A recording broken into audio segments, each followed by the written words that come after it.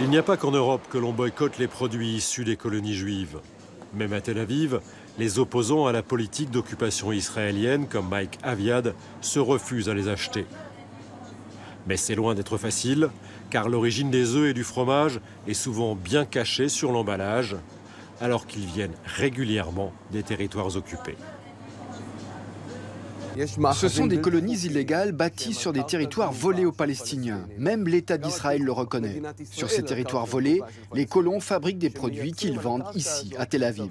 Et moi, je ne veux pas être complice de ce système. La production des colons est un important rouage de l'économie israélienne et depuis longtemps.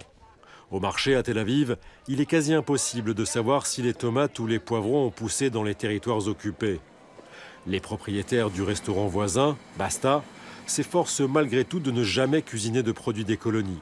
Et dans les verres de ses clients, Itai Hargil ne verse jamais la moindre goutte de vin des colons. Le boycott, c'est le seul moyen qu'ont les citoyens ordinaires d'avoir une influence, à la différence des députés. Ainsi, chaque consommateur peut influer directement sur le gouvernement et sur les colons. L'étau se resserre sur les colons des régions industrielles. Le boycott se systématise. Sur son site, le militant pacifiste Naftali Raz publie des listes de centaines de produits fabriqués par les colons. Les producteurs des colonies voient bien que le boycott leur nuit financièrement. Et peu à peu, de plus en plus d'entreprises quittent les colonies pour s'installer en Israël même. À Jérusalem, au sein du gouvernement, on voit ces militants d'un très mauvais œil.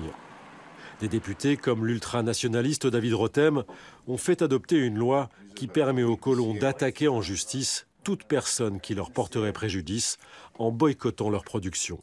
Le problème avec cette loi, c'est qu'elle suppose que des fabricants portent plainte.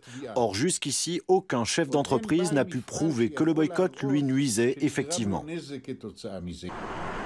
En fait, aucun producteur ne veut reconnaître qu'il souffre du boycott et presque tous continuent à cacher aux consommateurs israéliens que les produits qu'ils leur vendent proviennent des colonies.